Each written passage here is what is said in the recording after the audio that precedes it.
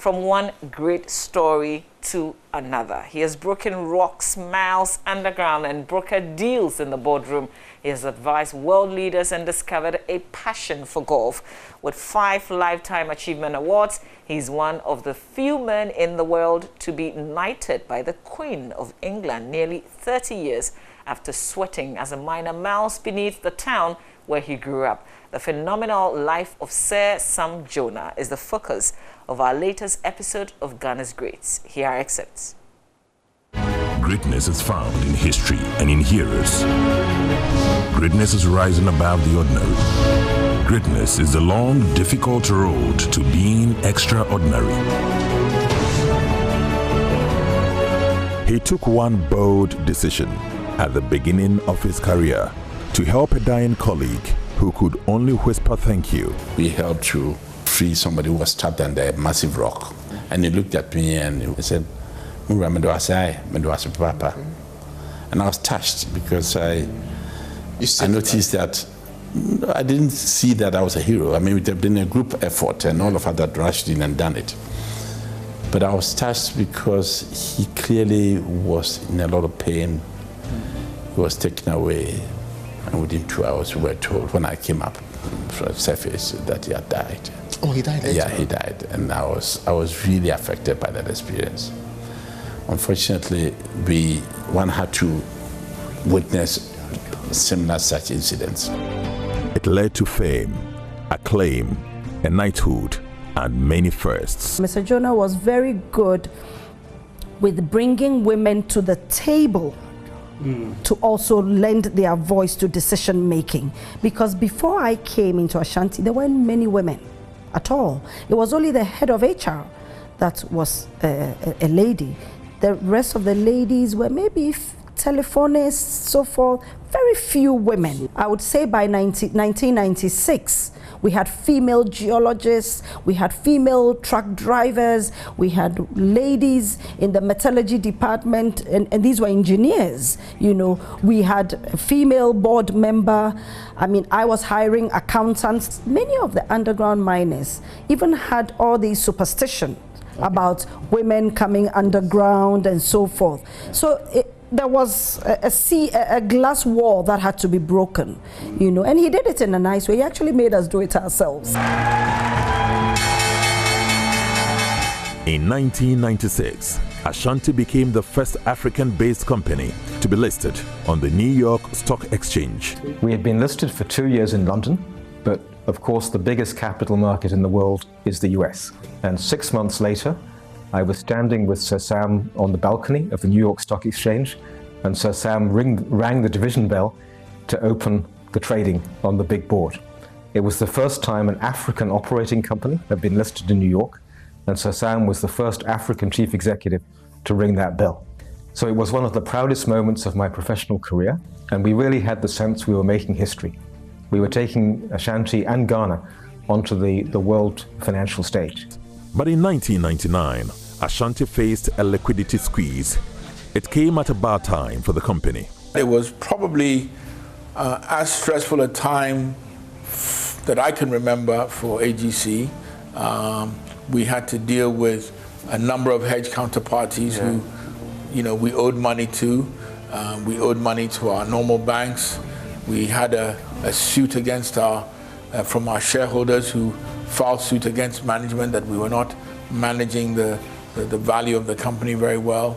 And then, of course, the government of Ghana itself joined suit with that shareholder group who wanted us out. But Sam had so much loyalty and so much belief from its banks, Ashanti Goldfields banks, that I do recall that when that suit was filed, we had a posse of the banks fly into Ghana and tell the president at the time that, you know, they were solidly behind Sam. Sam Jonah, by the way, is not unknown to have a treacherous and greedy appetite. It was being suggested that Obuasi was in trouble because Sam had used the millions to finance his dear friend's quest to be Asantene. The first question I asked was, how well do they know Sam Jonah? Ghana's Greats.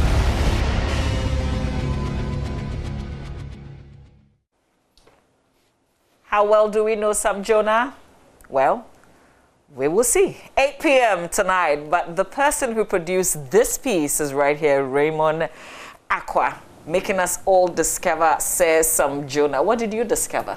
A lot more than I actually thought I knew, and I've read in both the biography and other write-ups about him. A lot more than I had heard, and it was almost two things. First, discovering facts and also dispelling myths.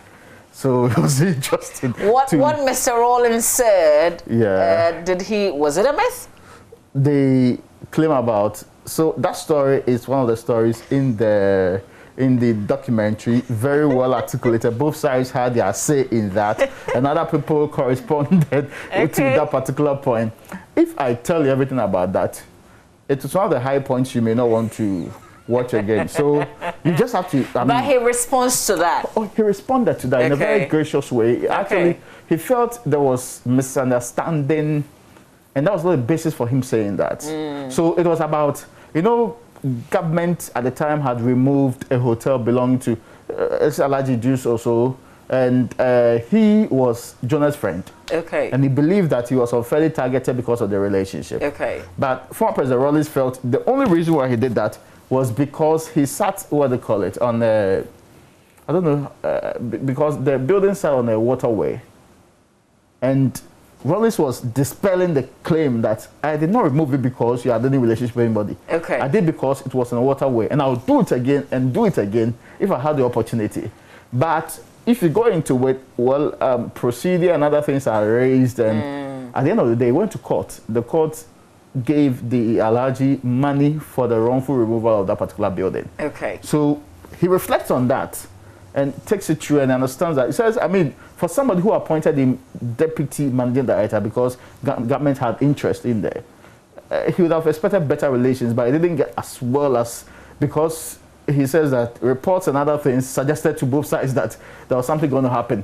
And if you watch it, you know where the frosty relations started. Okay. And now over the years, but at his 70th birthday, Otufor got former President Rollins to write some letter to Sir Sam Jonah. We will see that in the documentary? You will certainly know that too in this documentary if you watch it. Nice. But we also will discover in this documentary at the very early age where Sir Sam Jonah got involved in mines. Yes. And how long he stayed. Yeah. And the kind of achievements whilst he was there. What's his connection with Obuasi? Because he was born not in Obuasi, in Chebi, but he was taken to Obuasi at a very young age, and his entire family moved there. His father was a military man and became a contractor at the end of the day, and he saw the mines. He saw how it was being run by foreigners predominantly, and how there was segregation. In fact, he said as a child he could not play on the farms that the mines had, and that the black people were living very far from the white people who were managing the mines and all of that. So his mother was very sad when he decided after senior high school to work in the mines. Oh. Yes, so he did some years at the mine before he got a scholarship to go and buy the same mines to go and study outside to be able to get the mining engineering happening the way it ought to happen. But of course, if you want to know the detail, you know where to go. Definitely. Yeah. What's his relationship with Otumfuo? So it's almost like childhood friends who have gone. I mean, people misconstrue it to be that they, because of power and other relations, no, but they knew themselves before they became who they are. Yes, that's the point. They met in England too, where they were both schooling. And then the interesting thing is that Otufor says some of them you can't say on record. But yeah, so those were the days where they had very good relations throughout. So when later on, and Otufor says, when later on he was becoming Otufor, people were of the opinion that he had sold out gold to help him to become the king of Ashanti. And that's also dispelled and dealt with in this report. Yeah. This is, exploring Sir Sam Jonah, but I guess for many people, they probably would have heard his name in his recent frank reflection on the country. Does he come back to addressing some of the things that have come up after the speech? He avoids trouble most of the time, ordinarily, like most business people do. But there's a part of it that he talks about. There's a part of what we should do going forward. Okay. That he actually talks about. In fact, largely, he believes that we will need more unity as a state to be able to work through our problems. Did you get the sense that he regretted? Because, you know, before this speech, he had said that the last time he did it, it got him into trouble. Yeah. And this one has also gotten him into trouble. So is he going to do it again? Well, I didn't know.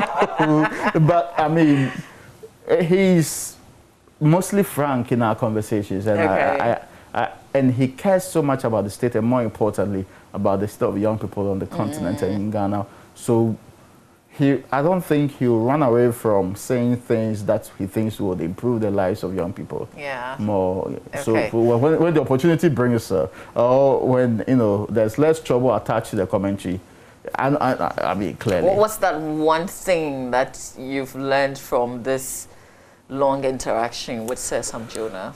That Africans are capable, and especially when he bought mines elsewhere across the world, when the black man was running things like it's expected. And, you know, sometimes we get the impression that everything ought to be run by an expatriate or something like that. He basically changed that mentality.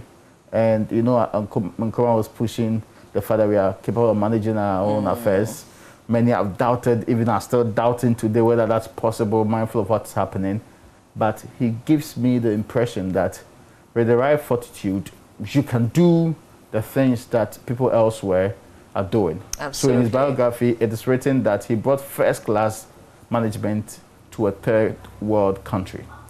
The thing about books, not many of us like to read books. That's true. His story has been written, but it has not been told in this way before, and that's why you would enjoy watching this, discovering a man. I think what is fascinating for me is the fact that, I mean, he played in Obuasi. Yeah, I mean, he's not like as a little boy, saw the mines very far from him. Yeah. But he would graduate from secondary school to go and intern there, get a scholarship, go outside and come back and come and rule the same facility. That's true. That's an incredible story. Yeah, it's an incredible story. What should accompany my watching Ghana's Great tonight? Popcorn, what? Oh, it depends on what you usually watch very nice stories with, and then you'd understand that. And I hope that people can pick lessons from that. I mean, there is no person in the world who is 100% good. We all have our negatives. This actually is also reflected in the story to make it more balanced. But in all, there are some lessons for businesses, for ordinary people, and for managers more importantly. So you know comprehensively. So the question means that today, if the people you worked with in this company, or you created, or you engaged, a decade or 4 decades later have to write a story about you, you should ask yourself, what's the story going to be like? In a comprehensive manner. It's part of the things you hear in this. You also explore his family? Yes, predominantly the close relations, but not necessarily to do with, and my only regret is that I couldn't get as many of the siblings to be on board. Okay. And, well, I mean, there's a time you stop waiting anyway. Yeah, because, you know, the story It has had to to be go. done. Yeah, exactly. Yeah. How many hours did you spend with him? So we, in fairness, did 12 different recordings.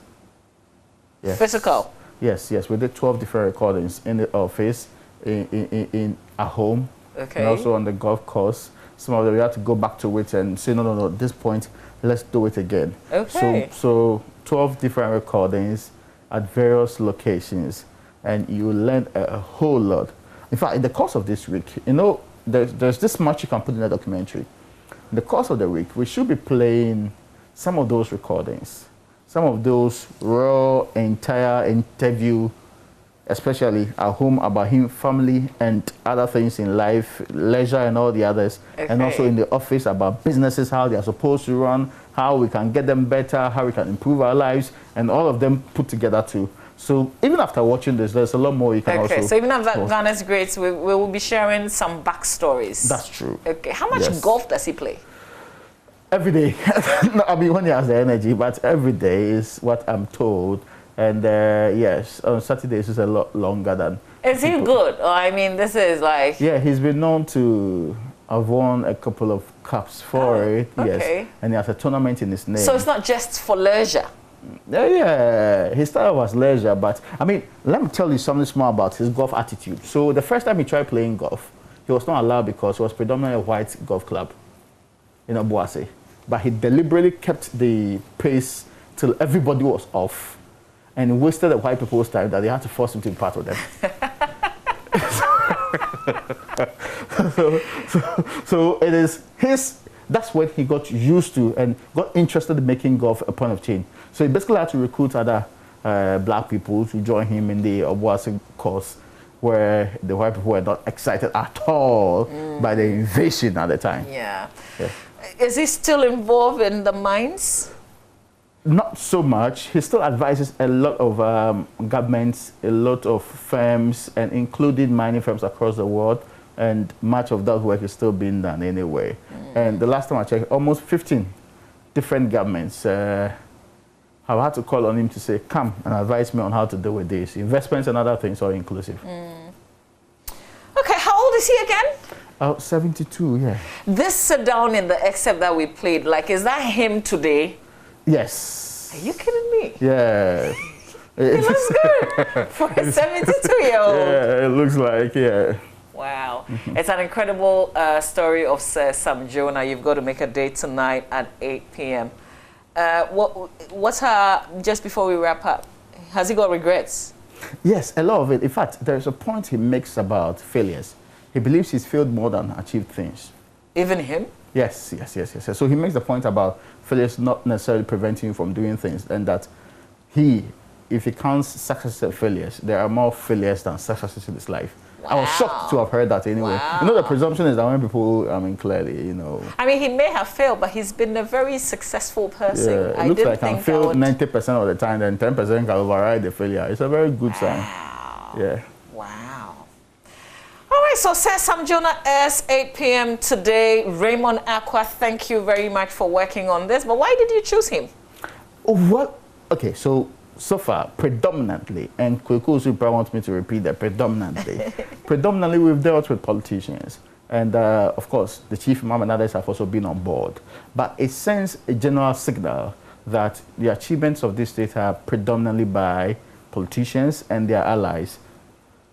This was a story that, and I really, through research, realized that he celebrated more outside the shores of this country than within the shores of this country, even with his extraordinary achievements. So we thought we needed somebody who is outside the usual terrain, who inspires confidence of African leadership being at the apogee, the very best that we can have, and also who really can be anybody. Ordinary person in Obuasi, young child going up, learning, having to work hard through the ranks and actually becoming the very topmost of the people that the world can boast of. Yeah. And I was pleased to have seen him in, the Harvard University has African biographies, which traces from the pharaohs to the very best of the people on this earth. And I was impressed to have seen him as part of one of those who are deemed to be the very best of people on this continent. Nice. Has he seen the documentary? Yeah. We wanted to have a preview. I don't think he went through it fully. So he's watching with all of us 8 p.m. today? I was expecting him to have watched entirely, but I said, if people say that is what you want to say, who am I? so I mean, he's not seeing everything. Yeah. But he's a busy man. Yeah. It appears that. So I think that it is tonight that he also took his time to watch like any other person in the country. All right, well, Raymond Aqua, I'm not sure if anybody could have gotten this job done the way that you have. So thank you for telling the story of Sir Sam Jonah, 8 p.m. today it airs.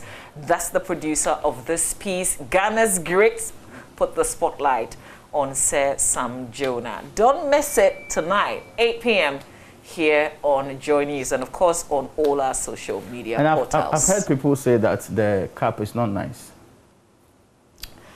The one that Accra House of Folk won. What are you talking about? You're on my show. We're talking Ghana's greats. Yeah, but we're Ghana's greats too. We are champions. Please. You are downplaying the relevance of Ghana's greats. Please. People